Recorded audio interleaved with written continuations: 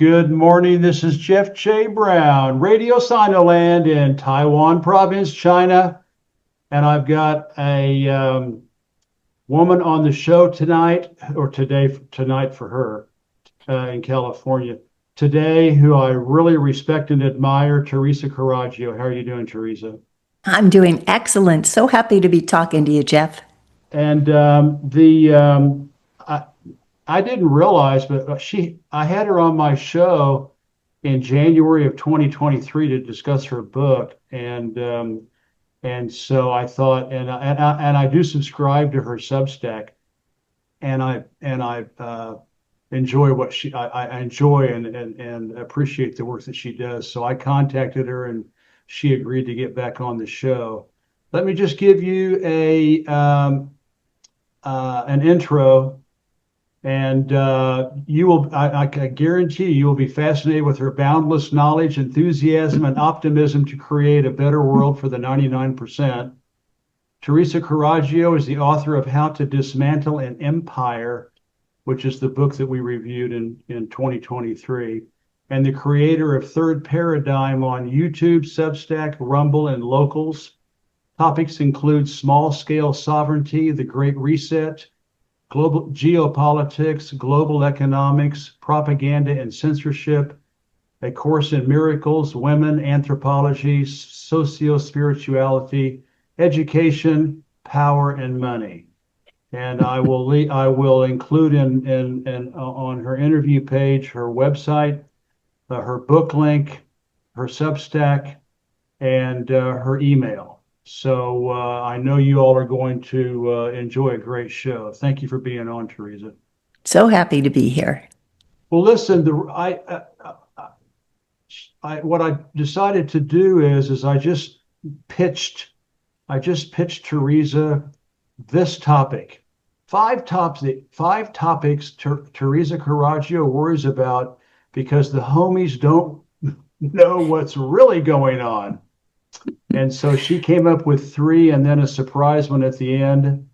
No, I have 5. I have all 5. But then you said I'll have one bonus. And a bonus. 5 plus a bonus. 5 plus a bonus. So I'm just going to let you take it away. I might jump in and ask a question or two, but take it away, Ms. Carraggio. Okay. So the way that I thought about that, it was such a great prompt because it gave me so many interesting things to think about. And what I decided to do is think about it as here are the positions that I've come to, the conclusions that my research has led me to. And then I have issues that will back up each one of these. So the first one is there is always another psyops. Okay. So let's start with the psyops du jour, the Charlie Kirk assassination. So that one, I posted 2 days after it on the Charlie Kirk psyops. And at that time, the question that I posed, I figured that there was no one who was in my audience who was going to be buying the lone gunman with the transgender partner, that was too obvious. So the 2 that I look at as which one was real was Israel did it, and 2, nobody did it because it didn't happen. Okay. I read that. I read your article. Yes. So in that, I quoted Laurent Guillenot, who posts on UNS and also his own Substack, and he did the best compilation that I'd seen of all of the different evidence that it was Israel, that it was Bibi who did it. And so he kept going back and he kept adding more to it and really made a very compelling case for that. And then I posted all the information saying, well, here's all the evidence that just doesn't add up. And my readers kept on adding even more videos to go to, showing that the ballistics were just not realistic. Of course, I think we all know about the moving shirt that's going on, and then the no exit wound, and is they going from that direction? And then you look at the fact that if a bullet's coming this way, why does he fall in the direction that he's just been hit? It would make sense for that to have pushed him in the opposite direction, unless there needs to be the squib that is pouring out the blood from that way. So all of those kept going on. And then I also looked at Erica Kirk and her speech at the memorial was so pre-planned and so unrealistic. Someone named Mira AF did a piece saying that when you have these kinds of events that are planned, you can't make them real and count on the loved ones responding in the way that you want them to, according to the script, because people are unpredictable. And so the only way to get that kind of response, where she's essentially giving a pitch for Charlie's organization, is to make sure that she's in on the plot. Oh, yeah, sure. And then the thing that I just recently looked at was one of my readers sent me to footage that had the SUV, and it has them loading him into the SUV in a completely amateur way. As I mentioned, my son-in-law is looking to become a firefighter, and so he's an EMT now, and he could verify that you never take a gunshot victim or anyone with a neck wound and then cart them into an SUV, jostle them around. You're going to stabilize them. You're going to make sure you get blood, into them. You're going to make sure you're tracking all their vital signs. So I look at the footage of that where one person is pointing her camera completely away and that no one is supporting his head, that they're carrying him by his arms and his torso, and he's holding up his own head. Exactly. Yes. Yeah. You can't possibly have someone with a neck wound who is, supporting his own head. Who's supposed to be already dead. Exactly. Right. Yes. So that all falls apart. But here's the deeper question. Here's the psyops within the psyops. Was Charlie questioning Israel part of the whole setup? Because now he's been made a martyr both to the anti-Israel group and he's been made a martyr to the pro-Israel group. So they've created these conditions where both sides are saying, oh yeah, he was on our side, and they're both buying into it because it supports what they want to support, so that neither side is really questioning, did this even happen? And why are they setting us up to feel that he was questioning Israel? I mean, they certainly need to have somebody who's on that, who's a conservative, because conservative Republicans under, I think it is 27, or I think under 30, that only 27% of them support Israel.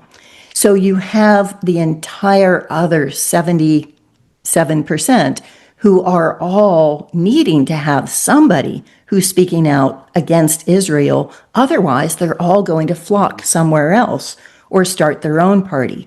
So they need to cover that, but they need to make sure they're covering it with someone who is controlling that opposition. Of course, that's what they do. Right. They create a conflict, and then they create a controlled opposition and manage it. Yes. And one of my episodes looks at that as sheepdogs that are rounding up the strays, the ones who escaped the first circle of psyops, and then they're sending them back to the slaughterhouse by a different route that they call freedom. Yeah. What do you think? I mean, I'm 90% sure that Jeffrey Epstein is still alive, and it's very possible that Charlie Kirk is still alive. What do they do with the? I mean, do they? I guess they must get plastic surgery and they change their IDs, and Well, are they so locked? Are they locked in a dungeon? Or I mean, I just don't know what happens to them. I know. And it seems to me that those people, especially Jeffrey Epstein, he's only a liability. So we know that they've got no problem killing their own. Yeah, that's for sure. So I don't think that assassination happened there, but is it possible that it happened later? Yeah, yeah. Well, the devil's advocate is that if they're wiping out everybody that's been a good asset for at least for a while, no one will be an asset anymore because they know they're going to get a bullet in the back of the head. I just wonder if maybe they're in a safe house someplace and they've got, 20, they're basically in house arrest and they're going nowhere, and they're Yeah. and they're guarded 24/7. They still let them live.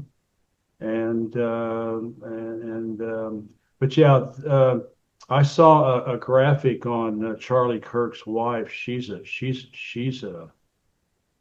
I mean, she was Trump's Miss Arizona. I mean, Right. she's Trump. I mean, she is an insider. Her whole family is tied into the master race and the Jewish state Right. and child um, trafficking in Romania. I Mhm. mean, Right. she is a real piece of work. I was So just seeing that one of the other runner ups for Miss Arizona in the Trump pageant is now the Assistant Attorney General for Virginia, I think it oh my is. God, Yeah, yeah. So that is all just the recruiting grounds. Yeah.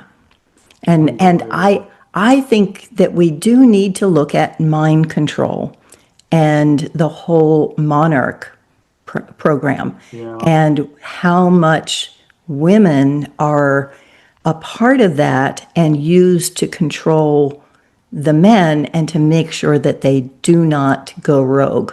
mhm. Tell us for the fans out there, and actually for me, I've kind of forgotten now. What is the that's a Mossad, CIA, MI6 program. What is it about Monarch? Yeah, I think actually it's Illuminati. Oh, the That, Illuminati. Okay. yeah, yeah, I think, but Okay. it is again one where young girls are groomed from the Okay. beginning in Okay. order to both be honeypots and lure in men, but then also to make sure that they are the ones who are keeping them under control and that they are also completely obedient. Yeah. Yeah. Okay. All And right. Melania Trump is a pretty obvious one. Yeah. Yeah. Absolutely. Absolutely. Well, unfortunately, they control the media, and so I mean, it's just like a marionette. I mean, they just control the media, and it's just people like you who get the truth, at least options for the truth, Right. and but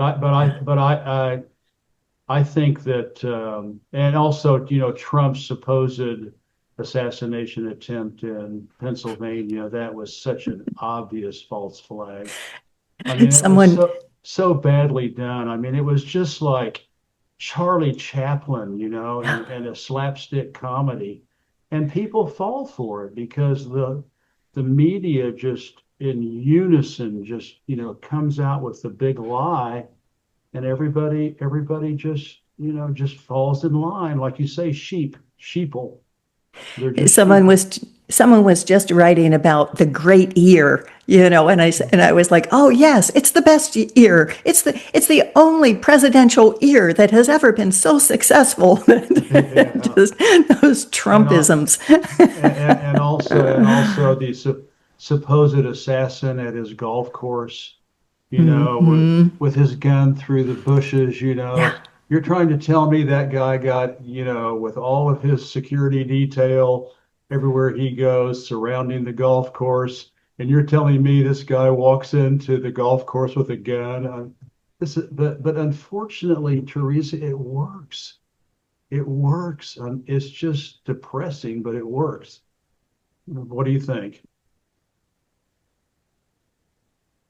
I I think that it is going in a direction that it needs to go, Okay. but I don't believe that in the long run it's going to work. Okay. I think that we are reaching a culmination, and that brings me into the next of my 5 topics. Take it away, 5 topics. Teresa. Take it away. The second is, it is a 5,000-year-old death cult. No more, no less. So when you and I last talked, we talked about my book, Yep. How to Dismantle an Empire. And in that, I look at money and I go back 3,500 years.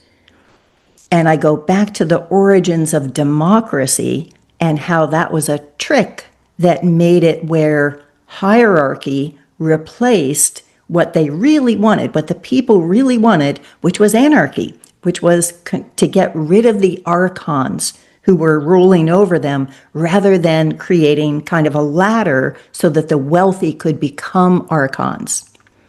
Right now, I'm working on a book called Oh My Goddess. And in that one, I go back 5,000 years, because what I'm trying to figure out is, where did the archons start? What was the first time that we ended up having this hierarchy? And what I found is that this word Aryan, that has been misconstrued to mean all white people, actually meant the rulers, that the original spelling of Aryan, the air in it was H-E-I-R. They were the one heirs, and they're the ones who in Egypt in 3150 before the Common Era created these archons that they put into place, who all answered to the one heir. And so it has been the Aryans, who are just this tight little class of people who all answer to the same place, who have been the ones who not only introduced that political concept, but also have written all of the religions, all of the major religions, and have changed the languages. That going into that by the end of World War I, linguists were talking about this. They talked about how all of these came from Aryan. They're all Aryan languages. And then when the word Aryan got intentionally changed, it became Proto-Indo-European. So in order to really understand what's going on today, I think we have to go all the way back and say, what are the techniques that were used way back then in order to make us obedient, in order to turn us all into slaves? That if you look at a pyramid, it is a perfect control system, because the person at the top doesn't need to control everybody. They control the 4 that are right below them, and then they each control 4, and then they each control 4, and everyone's so preoccupied with trying to move up that next level that they never look at the fact that we could bring that whole thing down. And so that's what I feel we are missing if we're only looking at, say, the last 200 years or 500. And on the other side, if we go all the way back and say things have always been this way and therefore they're always going to be this way, that wasn't true from what my research is showing, that there was a time that is pre-archy, pre-archons. When are you going to publish your book, Tereza? I'm still on the second chapter, and Okay. I'm being presumptuous. it's going to be a while, but I am finding out so much about Egypt. So it's looking at goddess cultures and looking at ancient Egypt and finding out that what we call the Sphinx is actually goes back 12,000 years, and that the pharaoh face on it was recarved, that it was the lioness Mahit who was the goddess in lioness form, and that the pharaohs defaced it. They just took the head and they carved A pharaoh's head on it, the pharaoh's head on it. and then Napoleon blew off its nose. Oh, is that who? I wondered who blew off that nose. Supposedly, that may be myth, but supposedly they shot a cannon at it and grazed its nose and knocked it off. So, Well, go ahead. with looking at everything that they did, that those archons did to, and they came from Aeropolis. So even the name Air, H-E-I-R, is in the place that they came from, Okay. and had different levels of people who did different things. So in Anatolia, I believe they picked up the Luvians, who become the Levites in the Torah. Yeah. So they become the ones who are the linguists and who are able to write all of these myths that, again, give you that sense that there is one air, that God is a man, and that man has created everyone and has only one air that is special. Yeah. Being here in China, and you just see, I over the last few years, I have just come to realize, at least in my opinion, that the West has a defective DNA. It's just, it's mutated, it's corrupted, and we don't have this problem in China. We have Confucius, we have Buddha, we have Lao Tzu, we have the Golden Rule, we have Confucius's five constants, kindness, justice, courtesy, wisdom, and trust. And those five constants are what Chinese culture is based on. Chinese civilization is based on, going back exactly to your 5,000 years.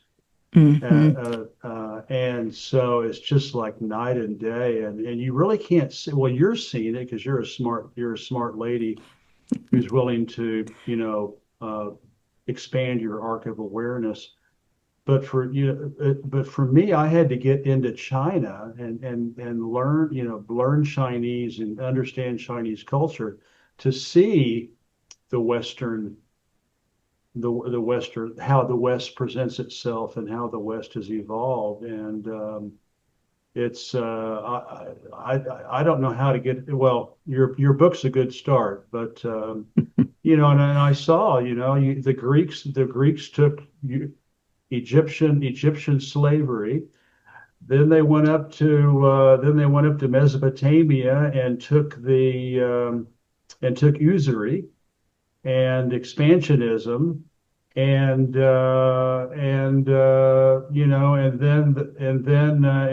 when was it? And then when the Abraham went down, south, he took the usury, but he left off the debt forgiveness.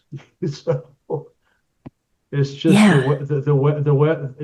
there's no debt forgiveness. And then in 1500 they convinced the Pope to allow compound interest, and it's just, I don't know what the West, I think, has got to almost be completely reformed to have any chance of survival. That may be a bit too doomsday, but that's the way I'm feeling sitting here in Taiwan, China. So this may bring me into my third principle, Sure.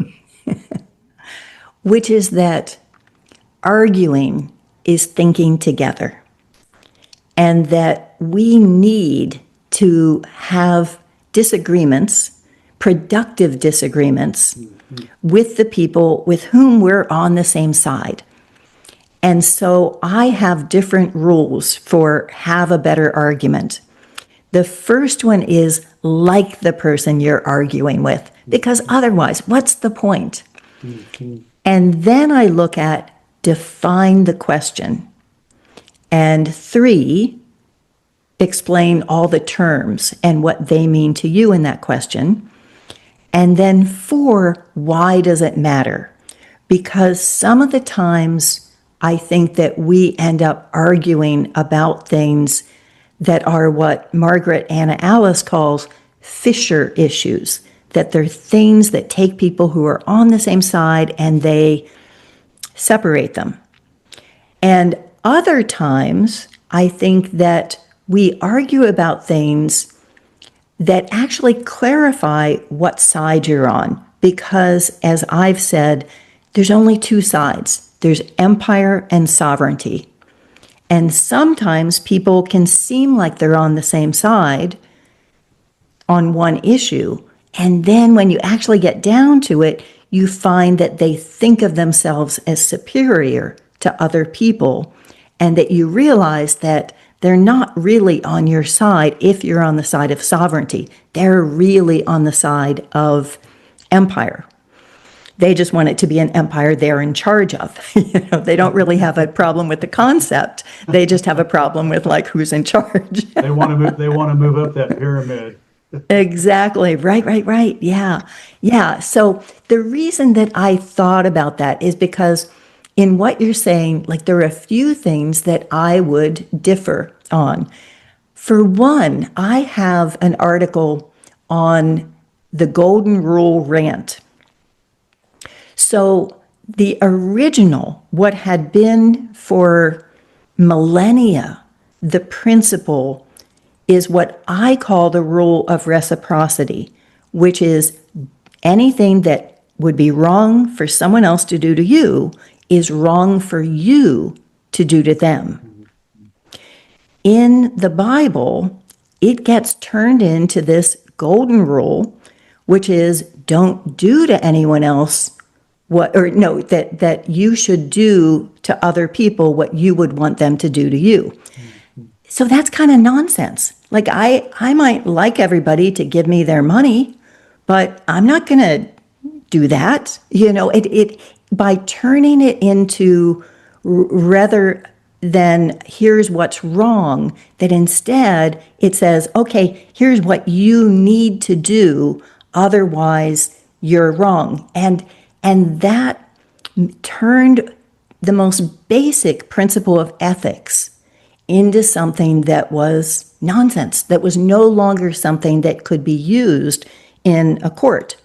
Like if we were looking at Palestine today, of course, and we say, okay, if it would be wrong for someone to do those things to people in Israel, then obviously it is wrong for them to do those things to people in Palestine. Then that would be obvious.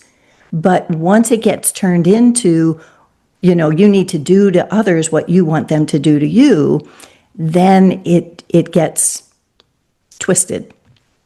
That's really interesting that you bring that up, Teresa, because of course, the Golden Rule in China goes back thousands of years, and it's the foundation of governance. The emperor lives by the emperor Xi Jinping, Mao Zedong. You just go back and just all the way back, and it's really interesting because the Golden Rule in Chinese is negative. Don't do unto others what you do not want done to you. And so that's much more passive. That's much more Yes. that's not proactive, that's passive. Yes. And I think maybe and you just and I always wondered why. And now I think you maybe answered the question. And Right. Yes, that's exactly. It makes so much sense when yeah, you put it that way. and the But negative. in the negative, but in the positive, which is usually what the Bible refers to it Yeah, as the golden rule, it is put in the positive, which turns it into nonsense. yeah, that's really interesting.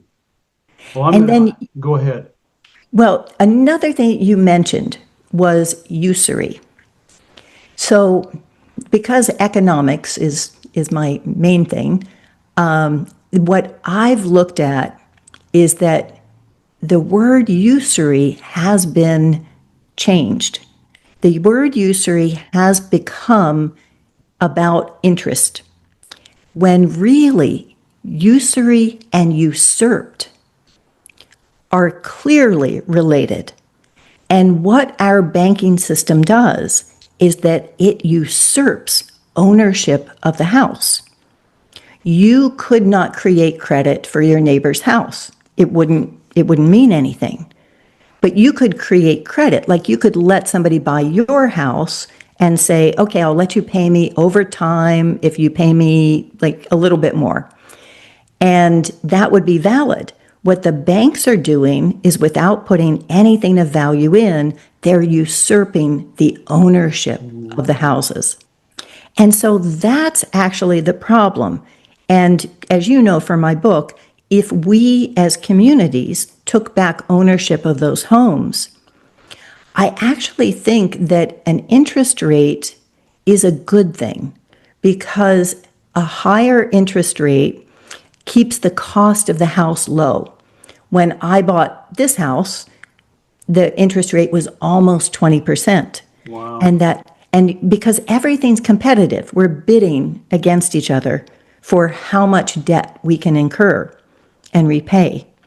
And so if there's a high interest rate, that means that, for this amount that you can pay every month, the cost of the house can only be here.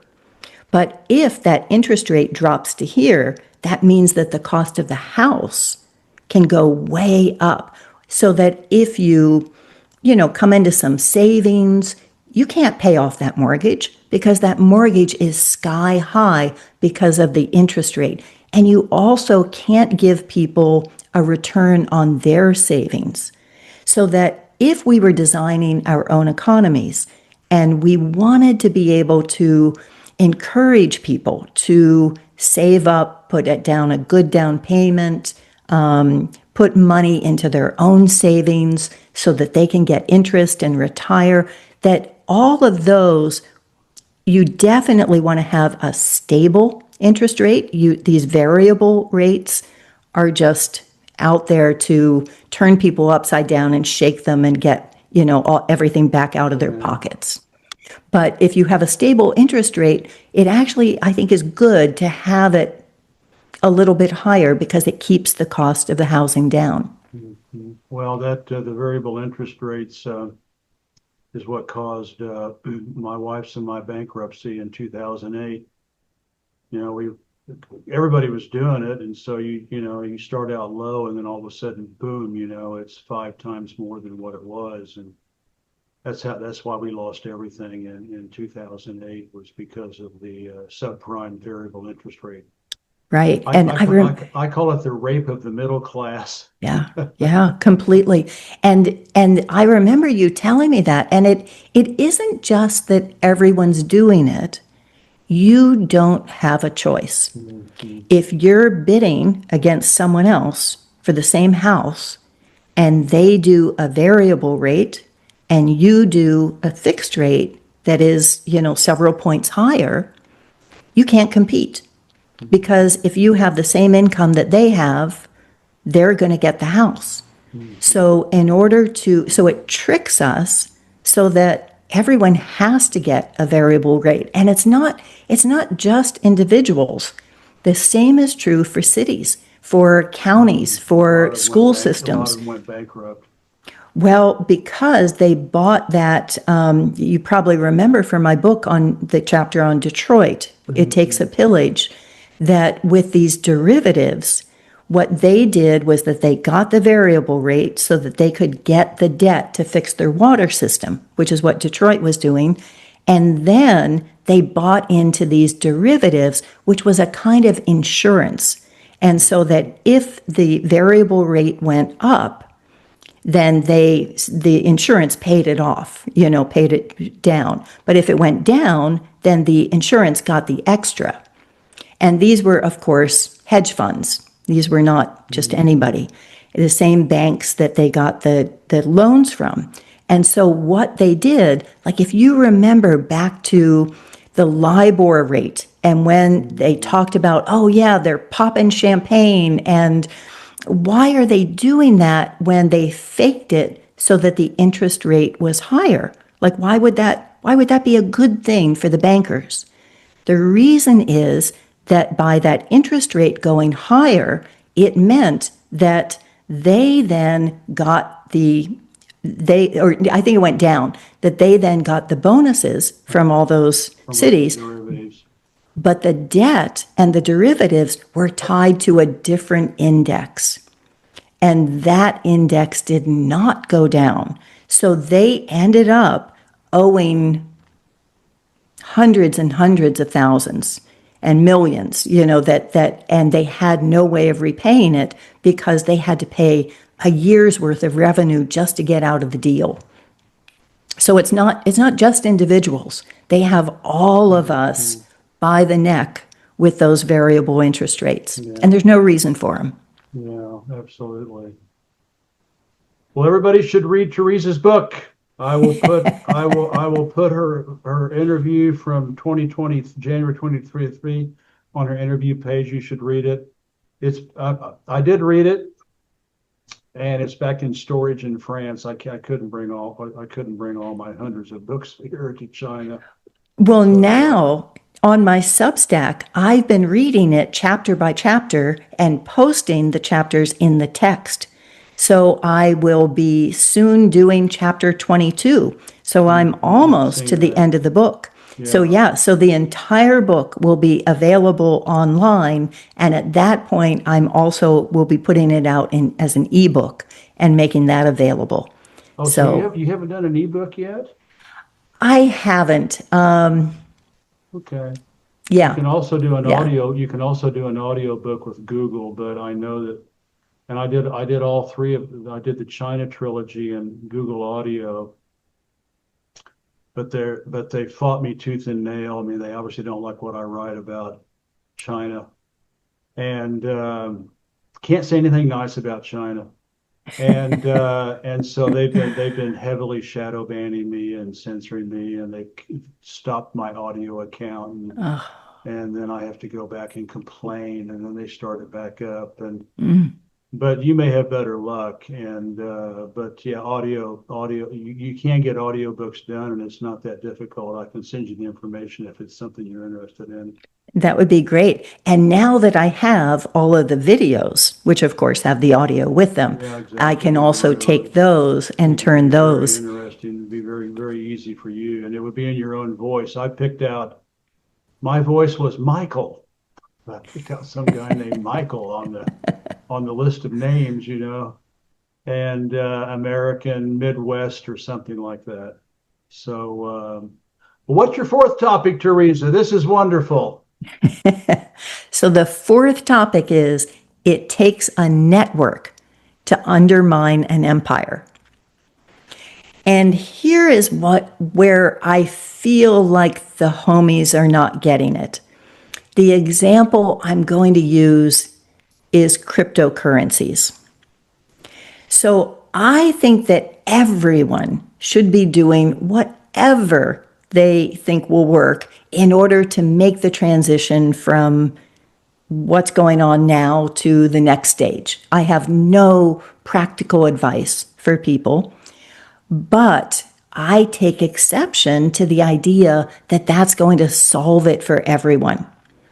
That in order for us to be able to have a reciprocal economy, going back to my rule of reciprocity, as my version of the golden rule, that reciprocity is, I think, the system, the economic system that we need, and that having the money from those mortgages, once the community owns it, my system puts that back out into the community so that it can continue to circulate and it can boost our self-reliance. So I think that rather than going to something that is anonymous, where your money can go and do whatever you want it to do and nobody ever knows, that my plan is the opposite direction. My plan says you want to buy from people you have a relationship with. And maybe that's halfway around the world with, what I call sibling communities, where we have relationships between my little commonwealth and another commonwealth that's in China or, somewhere else. But everything that you do is building that relationship, that you want to be buying from and selling to people that you know and people that you want to support. That's the kind of internet and communications that I'd like to see, and the kind of economy. Yeah, it's really, the things that you're telling me remind me so much about, comparing and contrasting China. The Westerners love to criticize the Chinese because, and this is also true in Thailand, and in fact, it's true in East Asia for the most part, but everything is based on guanxi, and guanxi is connections, guanxi is relationships, and that goes for, family, friends. Who you went to college with is a big deal in China. You stay in touch with your college friends for your life. I mean, you have now become like a cohort of cooperation, and they help each other.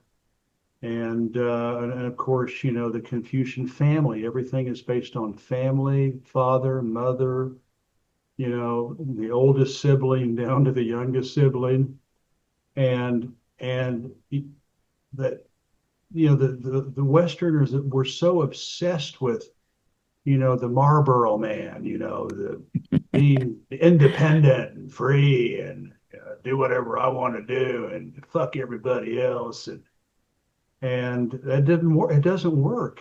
It just doesn't work. And of course, the Marlboro man is a myth. We all depend on other people to take a step forward. So what you're talking about is actually very, very Chinese, and it's very active, and it's happening right now. I mean, and we now have guanxi here in Taiwan, and we have friends here. We depend on them. They help us. We help them.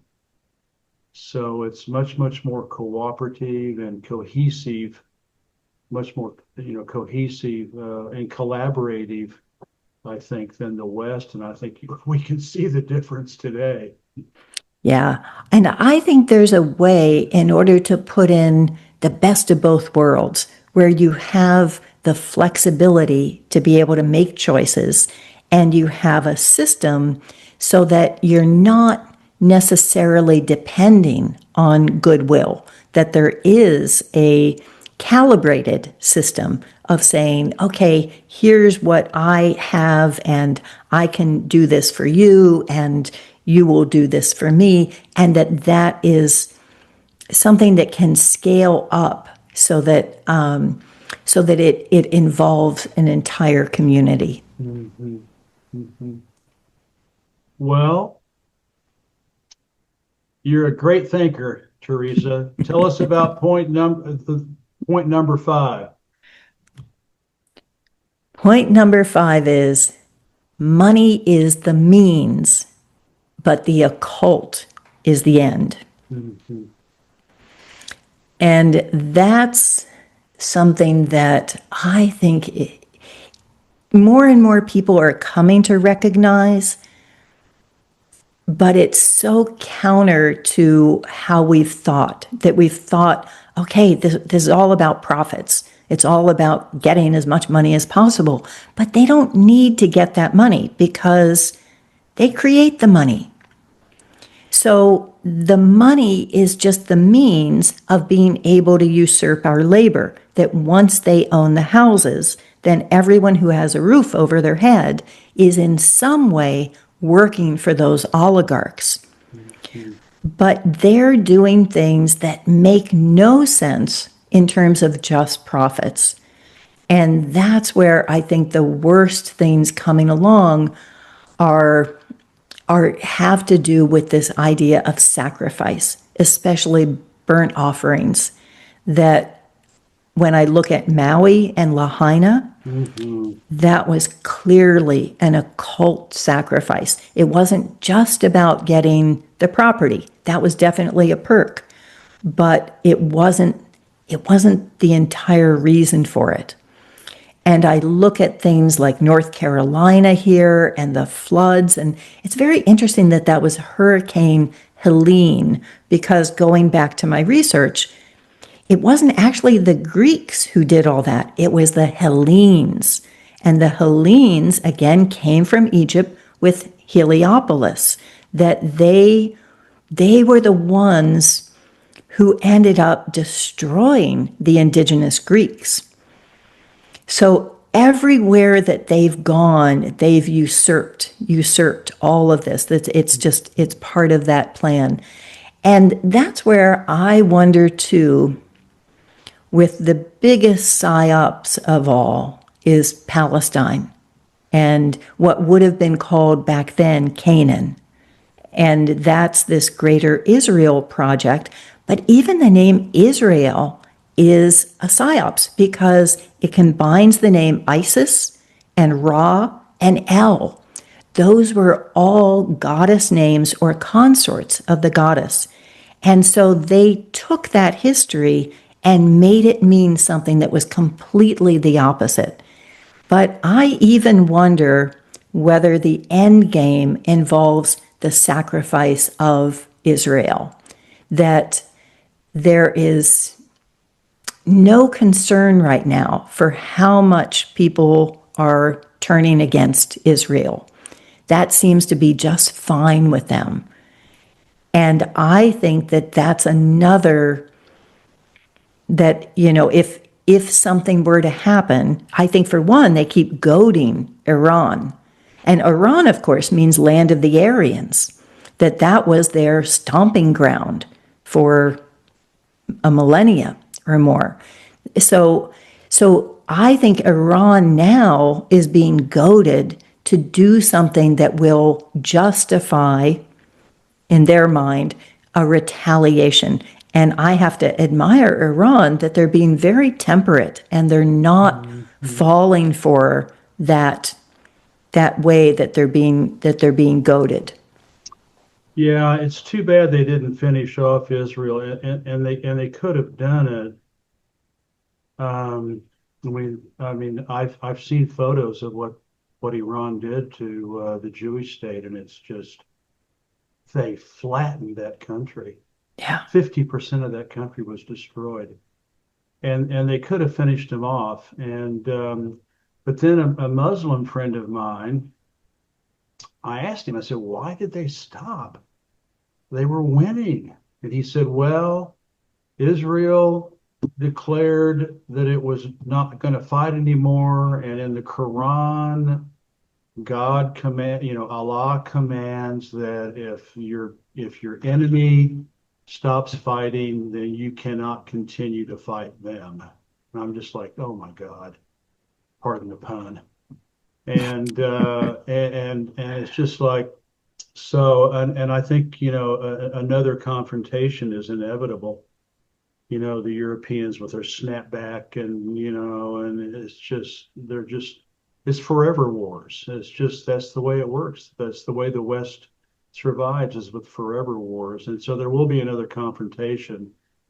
And I hope this time they ignore the Quran and flatten the Jewish state, and because it's got to go. It's a cancer. It's a cancer on the human race, and it's it's the Torah, it's the Talmud. This is all religious prophecy going back thousands of years, and you brought up some very interesting aspects too, which I find fascinating. So Yeah. anyway, what is your surprise fifth point? No, sixth. Sixth. Yeah, The bonus sixth. I do this. This means six, and this means six in Chinese. I know, you're just in part of the Illuminati. It's just it's just all that signaling going on. Yeah. And I'm here on top of my black and white checked rug. So what's your number six, Tereza? So number six is that with our topic of things that Tereza worries about, sixth is why I don't actually worry. I don't worry about anything. And that's because if there's meaning in anything, there's meaning in everything. So it's possible that there is no meaning, that everything's just chaos and everything has just, we've hoisted ourselves into existence through monkey genes and, millennia of trial and error. But that's not what I find in my own life.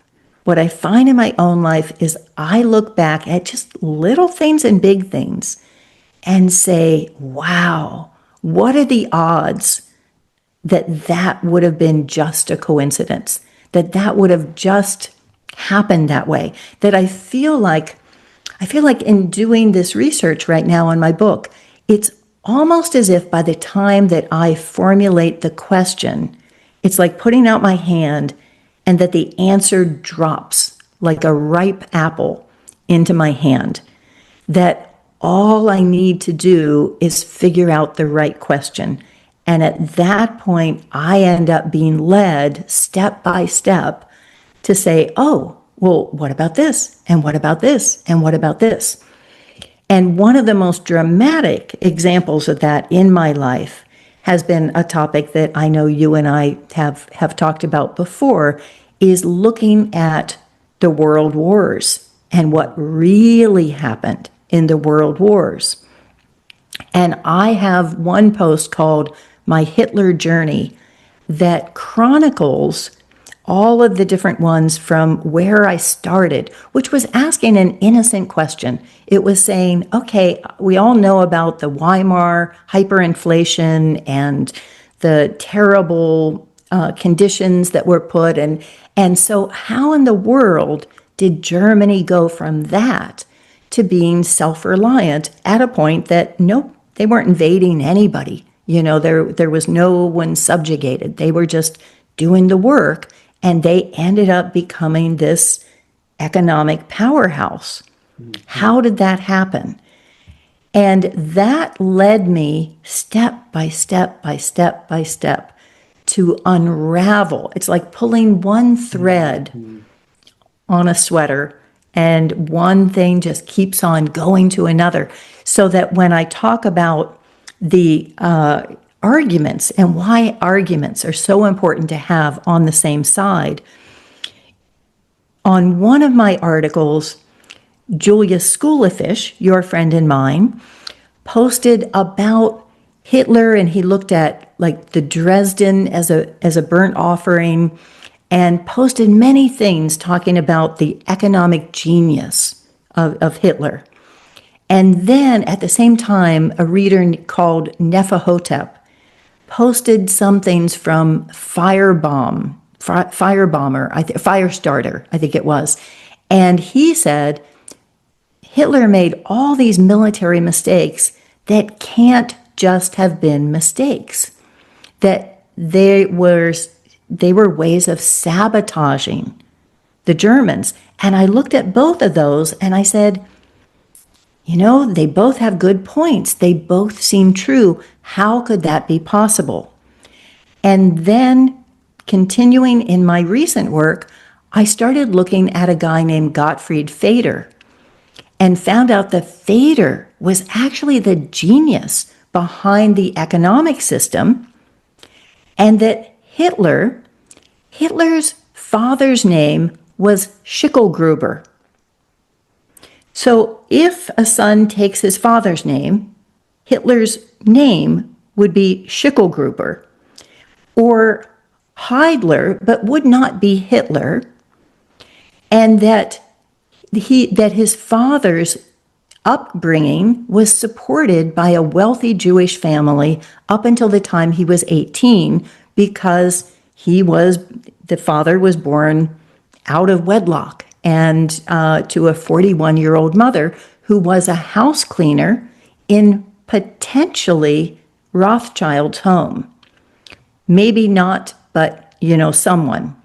And that what I found by putting all these clues together is that I believe that Schicklgruber was an actor who was an agent for Rothschild and was brought in order to sabotage. And he even imitates. Thader has the iconic mustache. He even imitates that mustache, and he becomes this voice for the people, and ends up twisting the whole system, and again making these military errors, and even rearmament was something that the people didn't want.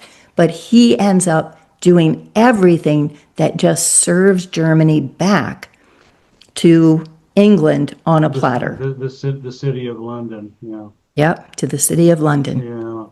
Yeah, yeah. Well, that's one of the things that people don't realize is that, I always say, Germany was, occupied, colonized, and Weimarized by the master race. I mean, they literally took control of that country, and Hitler took it back, and they didn't like that, and they had 50% of all of the high-ranking government and business positions. He took away, I think he got rid of interest rates, right? He took interest rates away from the banks, that's why their economic miracle happened after he came to power, is because he literally got rid of the city of London, or at least defanged them. From my research, that's not true. Okay. It was Thader who did all of those things. Okay. And then Hitler ends up, they pay the president, who was the German general who hated the fact that World War I, that he was going to offer peace, that the Kaiser Wilhelm was going to offer peace after he had won, with no reparations and no annexations. And this general, Ludendorff, and also I forget who became the president, but they didn't like that. They wanted to keep on fighting because the Rothschilds had loaned all the money for them to go on both sides. And if there was peace with no reparations, they wouldn't get repaid. And so that's why they end up offering 3 million marks to the president to appoint Hitler as the Reichskanzler.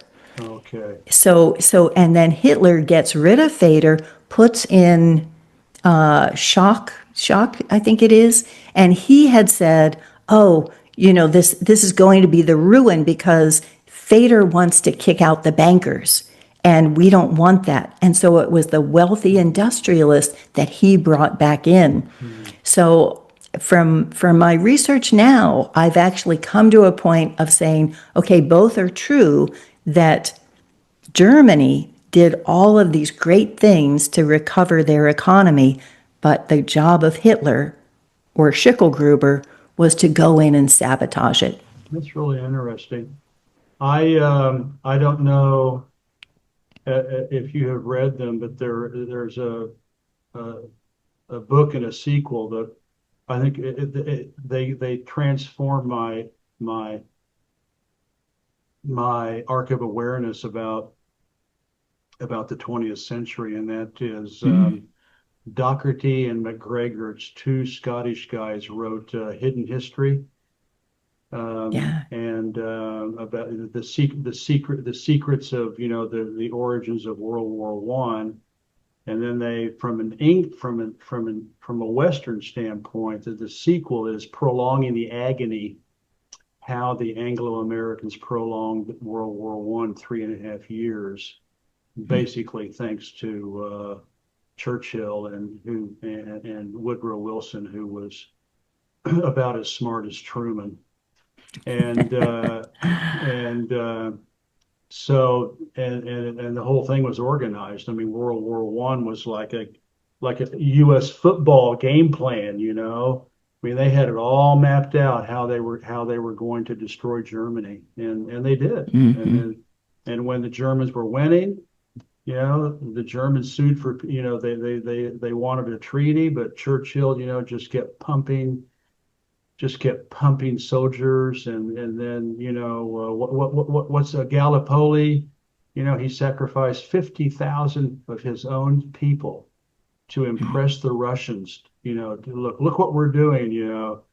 To keep the Russians in the war, and so he sacrificed 50,000 British, well, mainly Australian soldiers in Gallipoli. And I mean, those two books Yeah. by Doherty and McGregor are just mind blowing. And it was Yeah. the Queen. It was Queen Elizabeth, and it was the Rothschilds, and it's just, and of course Cecil Rhodes, before he died, Hmm. and after he died, all of his minions were Haldane and all these imperial bloodlust, warmongering, megalomaniacs, who couldn't compete honestly on a level playing field with the Germans. So let's just destroy them, and that's Right. exactly what they did.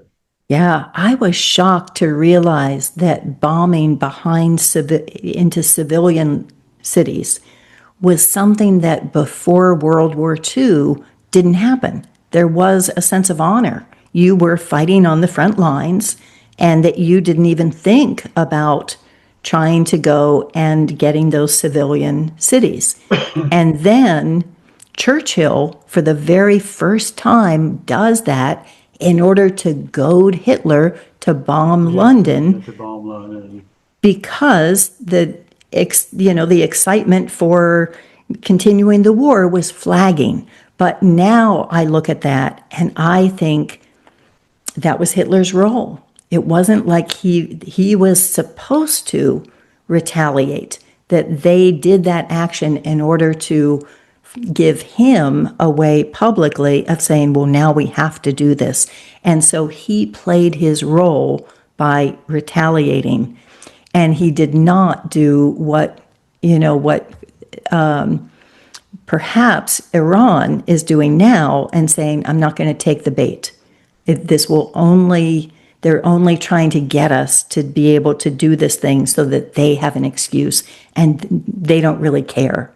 But Churchill, it's the same thing. He didn't care about England. He didn't care how many of the English he ends up sacrificing, because to them, this is just a burnt offering. Mhm. Yeah, the Satanism, burnt offerings, the occult, the Illuminati. I mean, people sit there and go, "Oh, that's not true," but it is. I mean, you just have to look at the West and just see how it functions. To Yeah, see to see what's going on. And in my WeChat forum that I have, someone put up a TikTok, or I can't remember what, but and it was just a little short clip of 2 or 3 minutes of all, if you want fame in Hollywood, if you want fame in New York, you have to sell your soul to the devil. And just showing clips of singers going, oh, and Lady Gaga, she was covering one of her eyes in an outtake for a video. Why are you covering your eye? Because I worship Lucifer. I mean, this is. I sure hope the Chinese don't have to go through this, to get fame. So Yeah. And the again, occult it's is a all, big deal. The occult is a big deal in the yeah. West. And it's all again been inverted. So Satan comes from originally the cult of Set. And Set was the Egyptian fratricidal god that ends up killing his brother and taking over power and destroying everything. And so Set is who the pharaohs, many of them had Set in their name. So they Yeah. were all, and in the Bible, that becomes Seth because it's both the same name. So it's actually pronounced Seeth. So that has been again inverted, where they made the good person, they made the hero into Seth. He's the one heir who gets control of the world after Cain has been smeared by being told that he's killed Abel. But it's really Seth who ends up inheriting everything. But Seth is the original name for who becomes Satan.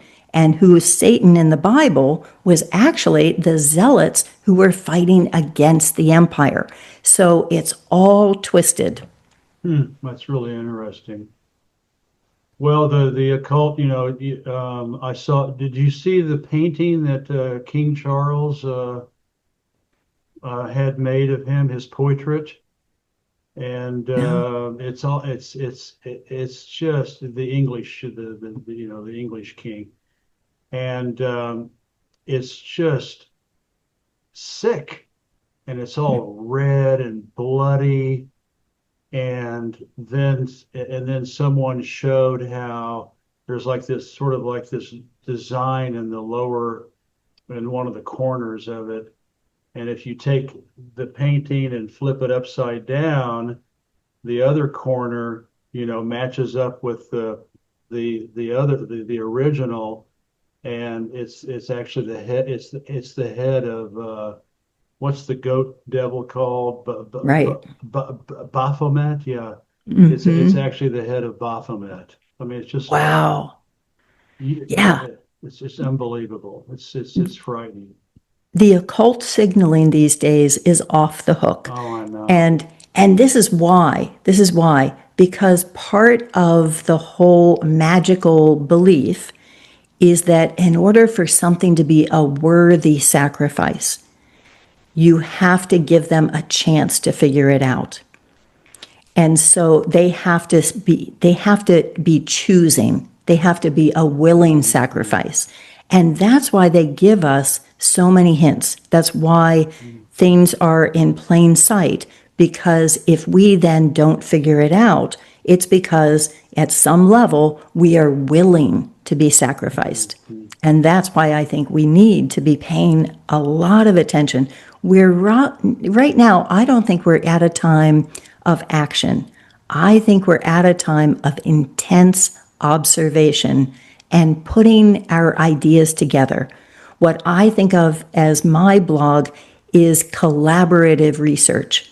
That when I post a video and my text, it's only half done, that the other half of it happens in the comment thread. Yeah, yeah, yeah. It's really interesting because in China, in Chinese civilization, there's no devil. I mean, there's good and there's evil, and there are gods, but not particularly one god. But there's a lot of gods, that got fused into Buddhism. The earth god, the money god, the fertility goddess, the kitchen god, the land god. That all got fused into Buddhism and Taoism and Confucianism for that matter. That there's no cloven hooved, horned, red devil. There's just the concept of evil. And so in Chinese culture, that evil is not personified. Mhm. And I think that It's a good thing, to be I honest with you. agree. Yeah, I agree. This whole idea, Baphomet, a goat-headed, you know, bisexual, whatever, evil, it's just the whole thing is just nuts. And I think that's why Chinese civilization is so much more relaxed and calm and less contentious and more cooperative because we don't have this, this gigantic, at the God level, at the pantheon level. China does not have this, good God, evil, Satan, duking it out, and I think it has had a very beneficial impact on Chinese culture. I agree. I think that the concept of evil, of good versus evil, that duality is judgment. It's judging that you are better than someone else. Mhm. And I see that superiority as what enables people to take power over others because they say, oh, well, we need good people to be in charge. And so that rather than looking at the acts, and so I define doing bad as causing harm, but doing evil is causing others to cause harm. Mhm. Because then you're not only multiplying how much harm you're doing, but you have to kill the soul of the person who then is going to be directly doing that harm. So you're killing two with that step. Mhm. So that kind of evil of power over others and using that power to cause harm is how I define evil. Yeah, And oh, go ahead. You oh, want to just finish that it? I think we need to take that power away Rather than let them have power over us, rather than trying to decide, okay, let's get rid of all the evil people, that instead of that, if you can take the power away from those people in order to do evil, because they no longer have the power over others. Mhm. So that again is what my economic system does, is that it says, okay, I'm not going to give you the power to usurp ownership of all the homes and therefore own all of our labor. I'm not going to take away the money you have now. You just can't control all of us by Mhm. controlling the homes. And by doing that, you release all of those people from that role that they're playing. Mhm. That brings up something else I was thinking about. I always talk about this in some of my writings, is that Western uh, philosophy is based on morals, and morals is my religion is different than yours, and my religion is better than yours. And my rules trump your rules. And so you need to do my rules because they're better than your rules.